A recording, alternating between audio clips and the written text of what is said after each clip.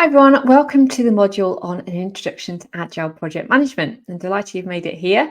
And this is where we're going to prevent scope creep, because generally the wish list is always longer than it's meant to be on a Salesforce project. And so this is about how to keep things in time and budget, and was my life-saving thing on any project that I worked on. The main thing is that we're bringing customers and our teams on board with us, because you want them to understand Agile project management as much as you do, to really make sure that the team is set up for success to keep those things in time and budget. So let's do a deep dive into what it is in more detail. So Agile project management is a term that is largely used, but it actually isn't a defined methodology in its own right. So it's an umbrella term that is used for different methods. And what I've found to be very important is actually you have a method that you're invested in, that you really understand, that you can teach to others, that is applicable to where you are in your Salesforce journey, and that you can own. Because keeping people and facilitating those conversations about what's in or out of scope and what budget can deliver, you need to feel confident and professional, authentic in the methodology that you're using to get their buy-in. Otherwise, a client might perceive it as they're just saying we can't have everything. And okay, well, why is that? Whereas if you're teaching and aligning to a certain professional methodology that is renowned globally and is used by companies, then they can't argue with that. So you don't want to just say we're using Agile project management methodology. You want to say we're using DSDM, or we're using Scrum, or we're using Lean. You want to dig into a certain methodology. Now, in the Salesforce ecosystem, you hear the word Scrum a lot, but also DSDM methodology is my favorite one for managing projects, and is really about that high level case. So on a Salesforce project, you can have DSDM and you can have Scrum underneath it. So I'm going to explain those two differences. And then also you've got Lean methodologies. There are other methodologies. They're not just the only two, but these are ones that are quite often used. Now with DSDM methodologies, I'm going to teach and I'm going to share more about the principles of this in this module. It's about understanding and prioritizing technical requirements to align with the business priorities of the organization, and to prioritize any deliverables within time and budget based on, we call something called Moscow rules. So it's about having that conversation at the senior level and making sure that you are deciding which technology projects you're going to roll out first. So for example, you might have the sales team, the service team, the marketing team. You are going to look at the business priorities and the business need. You're going to prioritize at that level. Then underneath that, you prioritize the technical requirements to be delivered. So if you are wanting to lead technology projects, liaise with the senior management teams, agree on which projects go first, agree on which requirements get built first, DSDM methodology is where you want to be. Now, if you're then one step below that and you're managing a technical team, so say, for example, a technical team has been given a project to do, they're like, right, this has been prioritized, please can you crack on with this project?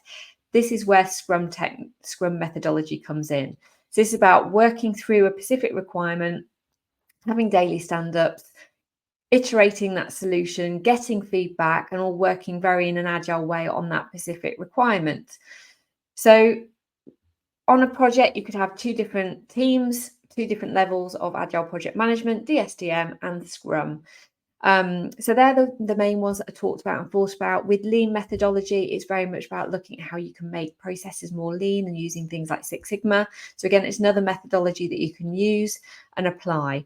But I particularly, if you're going to be in a position where you're leading technology projects, acting as a Salesforce consultant, which is what I want to equip you for, then DSDM methodology would be the one that I'd highly recommend. Now, with prioritization and iteration, Agile project management is all about that. It's not about agreeing at the outset, right, this is what we're going to do, and we'll see you in 3 months' time. What it is about flexibility and iteration on a check-in on a weekly basis, for example. This means that you've got ultimate flexibility to change requirements at any given point, depending on the needs of that organization.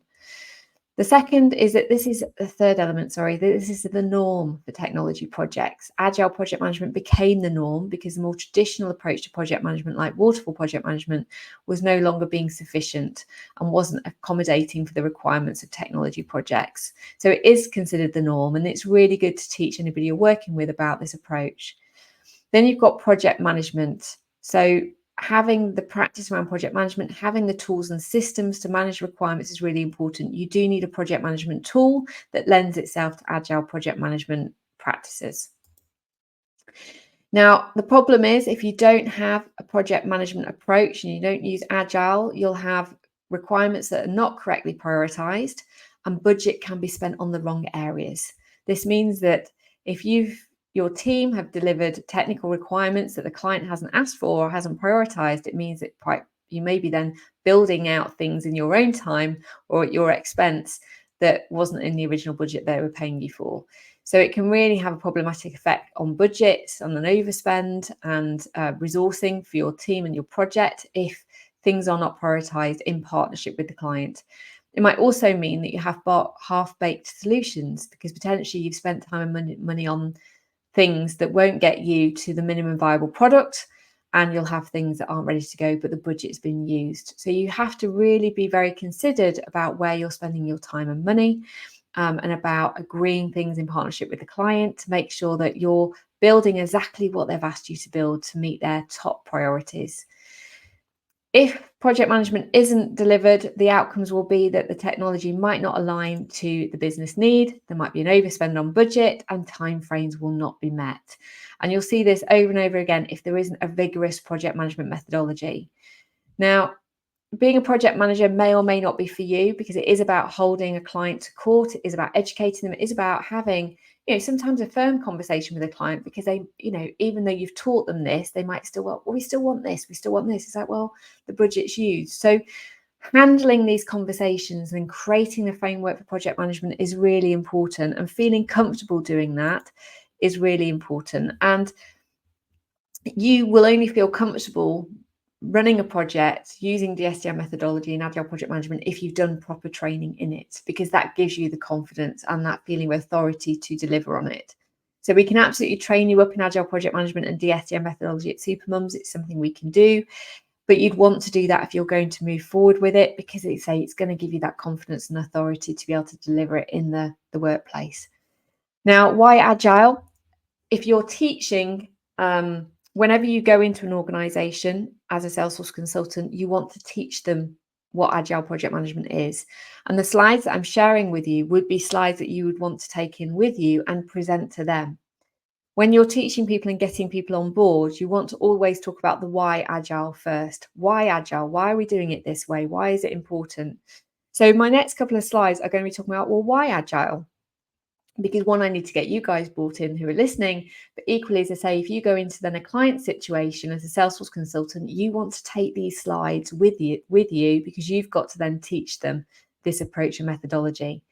So there are some statistics on here you can use in your own. You can again annotate these this content for your purpose, but equally, there's always different stats coming out that will help. So there's some statistics here. Organizations increasingly embrace Agile as a technique for managing projects. A full 71% of organizations report using Agile approaches for their projects, sometimes, often, or always. That was from a project management survey. Agile project management evolved in the 90s because it was needed to specifically focus on technology projects. Organizations large and small have since then embraced Agile. Now, a report by APMG showed that the more that Agile methods have been used on a project, the greater the success of that project in meeting all of its aims. And there's a report that you can read about that. And then in an article by Forbes, senior executives increasingly recognize that Agile is eating the world. In fact, surveys by both Deloitte and McKinsey show that over 90% of senior execs want to be Agile, while less than 20% currently see their own firm as highly Agile. So it's something that a lot of companies have been adopted. It's been the normal approach of how to do things. Now, the reason this came about, if we were to look at the difference between waterfall and Agile, waterfall has always been like the traditional project management methodology that was used before Agile came out. With waterfall, it's about having fixed requirements and agreeing them to be upfront. So typically, all requirements would need to be delivered on a project, which could mean that budget and time could escalate. You're agreeing the requirements upfront, which means that there's no flexibility involved because you do the design first. Now, some Salesforce projects can be delivered in a waterfall way, but what my recommendation would be is to always do the design workshops as a fixed ring fence requirement gather all the information about what then the technical solution will need to be and all the requirements that you need to build out, and then quote for that piece of work separately, because then at least you know you've got a detailed spec. The difference with Agile, if a client wants to work that way, and ideally you would encourage them to work this way, is that you're agreeing a budget and time upfront. That's what you're agreeing. You're not agreeing on what deliverables and requirements are going to be delivered in that, but you're agreeing a budget and time. That means that requirements are agreed throughout the process. Budget and time can be spent where is needed based on priorities at that given point, and it allows for continued flexibility. Now, depending on the culture of the organization, they might not like Agile, but it creates a safety net for everybody, and I'll come on to that in a moment. With Waterfall, it just requires you to say, well, yes, we can, but actually we need to do 2 stages of the project, design and build separately, and you cost both of those. So why Agile? The reason that I'd explain to customers or teams that I'm working with is that it's a norm. And this is because without a detailed technical specification up front, it's a massive risk to give a fixed price. Quite often people would say to me, well, how much is it going to cost me to implement Sales Cloud? Like, well, I don't know, because there's a lot of detail within that. I don't know how many fields we need to build, how many email templates we need to build, how many flows we need to build. I don't know if there's any integrations, so quite often you can't gather all of that information up front before somebody will agree to move forward with you. So you have 2 options. One, you say to them, well, we can work in an agile way, which means that we can agree a time and a budget. We'll spend 10 days on this project and we'll agree what we prioritize to build out Sales Cloud in that. And we'll uncover all those requirements, all the detail as we go. The other option, which would be the waterfall approach, would be to say, well, okay, we can come in and do all the business analysis piece first, gather all the requirements, quote for that, fixed price, and then we would then know all of the detailed requirements need to be built. We cost that out and then we deliver that next. So that would be then defaulting to waterfall. So you want to encourage people to go in an agile way, because I say that's the norm for these types of projects. But I've certainly had situations where the client isn't comfortable with that, but we agree to move in a waterfall way. And that's because there isn't this detailed specification up front in many cases, in most cases, whenever you start a technology project. The other reason is that technology and market conditions are changing all the time. Therefore, priorities can change. So say at the outset, we start a business analysis process, there's certain requirements that are needed. 2 or 3 weeks later, a policy could have changed with government, or something could have happened. That organization might have won a new piece of work. All of a sudden, their priorities might have changed as to what their next piece of work needs to be. So with Agile Project Management, every week you'll agree on what requirements you're working on. You'll deliver a sprint on that. You'll deliver it back. You'll get it signed off. And then you'll say to them, well, okay, what should we focus on next? And you're constantly prioritizing the things and using their budget and time with their direction. And so it allows you to continually iterate. If you've agreed all these requirements up front and the way of work, you can't do that on a waterfall project. But with Agile, you can. Every week you would say, what are we focusing on next? Right, let's go. The third point here is that clients often don't know the technical features available. So again, it can be very hard to estimate what a project will cost at the outset if a client doesn't even really know what Sales Cloud is, for example, or what all the features are, or what all the requirements are, because they won't have been able to do a detailed brief. They don't know what's possible.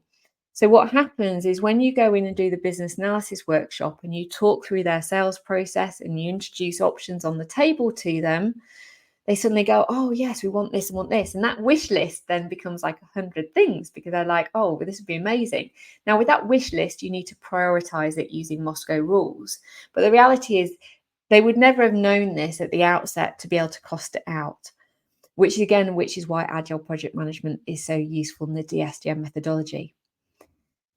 The next point is around confidence comes from quick wins. With Agile Project Management, as I mentioned, you're working on requirements slowly and iteratively through the process, and you're getting things signed off. So what you want to do is have some quick wins. You want to work on a priority with the client that is, of course, high priority, and that team start using that and that they're really happy. Because if they're really happy and they start using it and adopting it, and then they share their success with other team members, it's going to help with that change management process of getting everybody on board and excited. So if you develop a system in stages and you start rolling it out at different stages, it creates that confidence level within the organization. Typically, there is a fixed budget, quite often on a Salesforce project as well. So you always want to deliver within the priority requirements. You always need to prioritize things. And say, I've never really been on a project where there's been less requirements than budget. Would be nice. I'm sure maybe it does exist. But the reality is, if there's a fixed budget for that project, which there always is because people manage their budgets, you say, right, well, let's prioritize what we're going to do. And you do that together. Once you've unpacked everything and you've done the business analysis workshops, you've found out everything that they need, you prioritize everything using Moscow rules. And that's where you want to get to.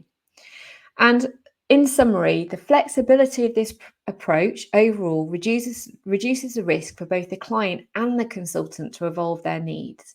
So I hope this really provides an explanation of why you would operate in this way and how you would educate the client about why this is important too. You want to give them the why, not just the how.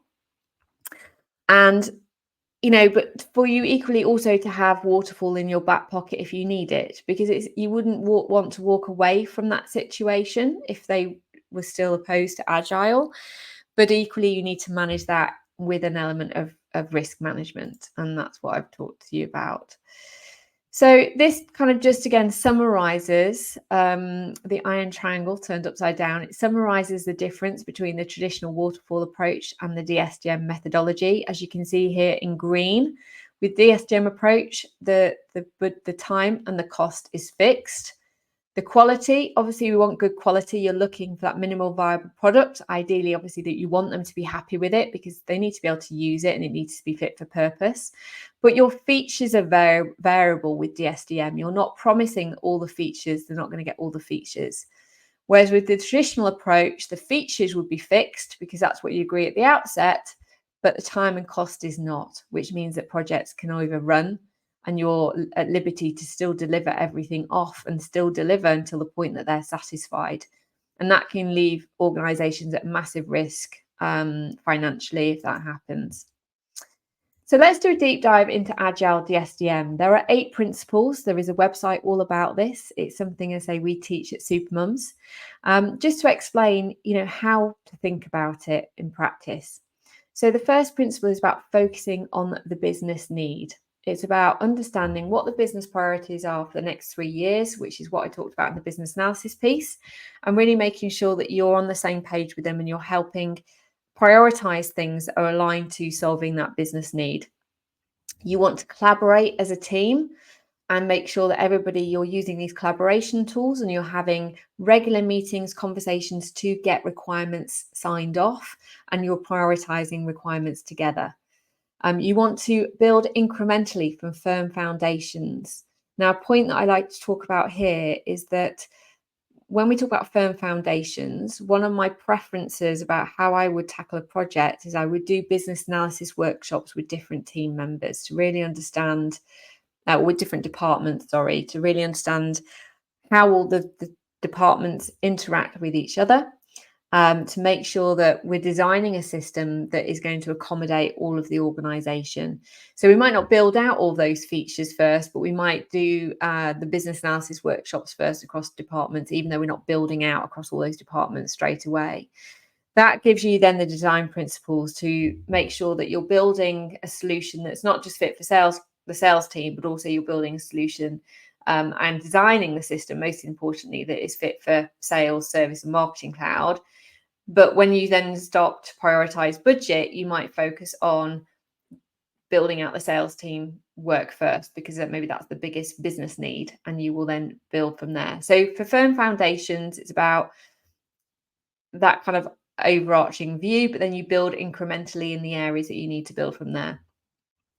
Moving on to the next point, it's about communication continuously and clearly, constantly reiterating that's through, having ways to have conversations. Say it's about collaboration, so having communication tools, methods where you might talk daily on a Slack channel, for example, having daily stand-ups, having weekly meetings, keeping those lines of communication open to make sure that you're on the same track. You've always got to remember the client or the manager owns the time and money. So you should only be doing things that they have told you to do, and that you're working for them. You don't have your own autonomy with where you spend your time and budget. The next is about deliver on time. So this is about agreeing how long something's going to take and delivering on that, and being, mindful of that, because that's what Agile GSM is. It's about delivering on time and budget. The next principle is about never compromising quality.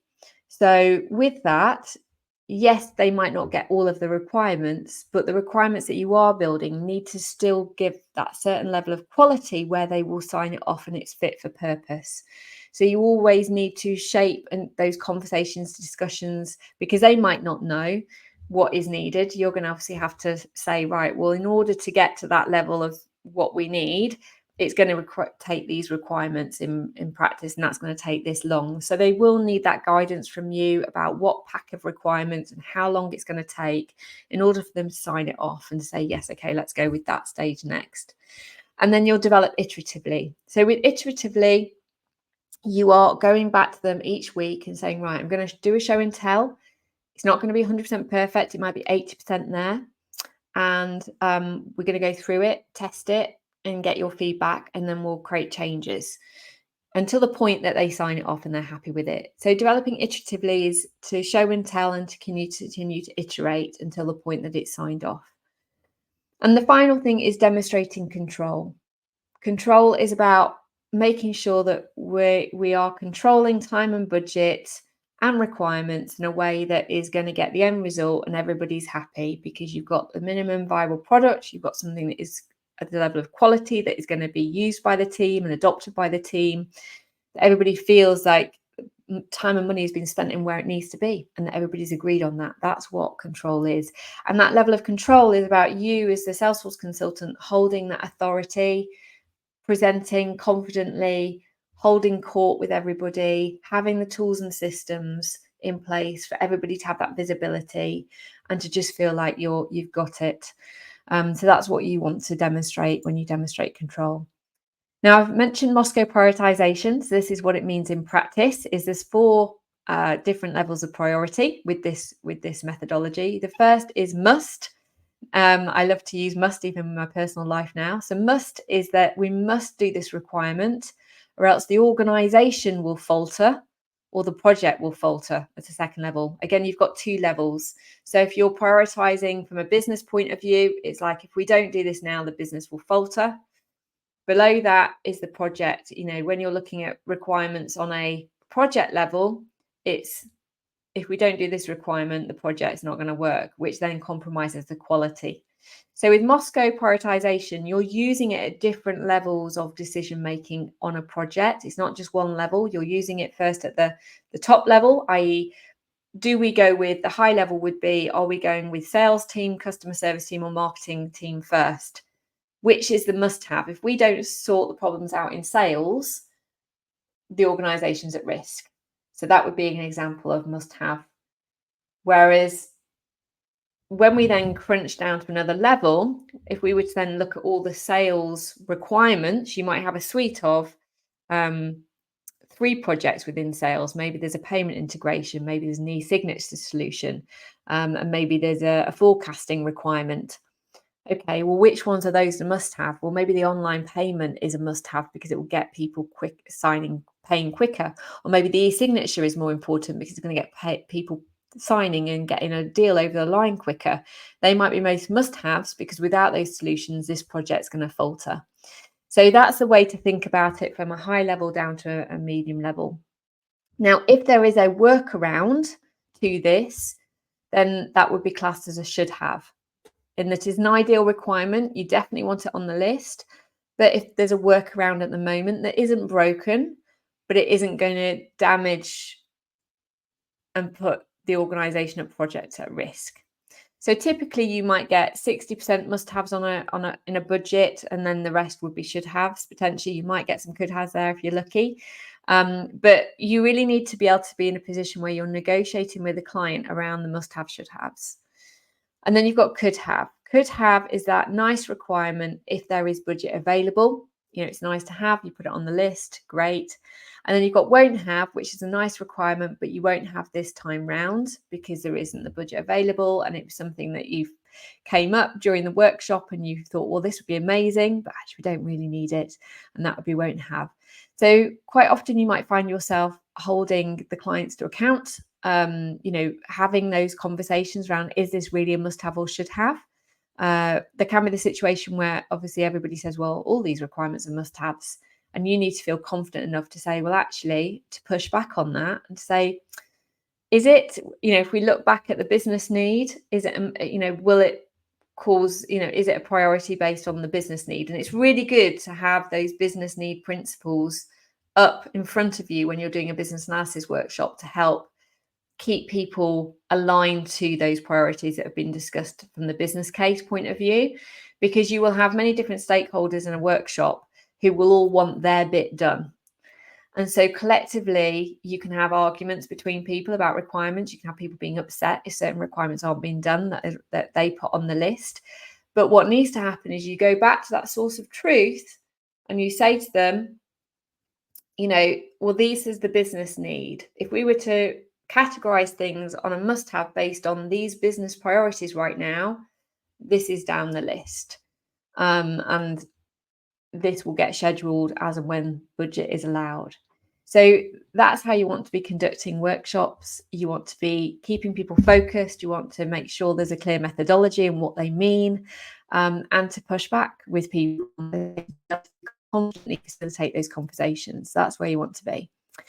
So in your consultant skills and toolbox, you want to have training templates. So you want to be able to train people on Agile project management. You want to know the project management roles and principles so you can communicate, how is project management going to happen, how are we going to agree priorities, and how are we going to sign them off. You're going to have a way of managing requirements. So do we need to know how to prioritize requirements and run with sprints and time boxes? So do you feel comfortable doing those things now? That's what you want to be asking yourself. And again, do you have tools to manage projects? So they're all the aspects that you need to be thinking through in terms of where you are, where you want to be in terms of project management expertise. Now, again, there are some questions within the quiz module you want to have a look at. And when we look at these questions, you can reflect on these in your own time. But the purple box is no confidence at the moment to 1 being very, very confident. Obviously, at Supermums, we want to get you very confident. That's where we want to be with all our training opportunities. So the first question to reflect on is, how confident do you feel prioritizing requirements with clients and agreeing what is in and out of scope if they do not have sufficient budget using Agile project management? How confident do you feel on that journey now? No confidence is, I do not like saying no to a client and do not understand management. 2, I am comfortable with Agile project management and feel able to prioritize and discuss what is in and out of scope with the client. So that's your spectrum. The second question is, how confident do you feel managing projects in time and in budget, managing your own capacity and using a project management system? So no confidence would mean I do not have or like using a system for managing projects and do not really track time or budget accurately. I just take on any work that comes my way, but then I get stressed as a result and I have too many deadlines to meet. So that can be a little bit overwhelming for people. Whereas if you get to the very green part, I feel like I have the right level of workload and I feel confident in managing my projects with the tools I have available to me. So that's where you want to be as a Salesforce consultant. So I hope that's been useful and insightful for you. Thank you for listening to this module and look forward to supporting you on the next session.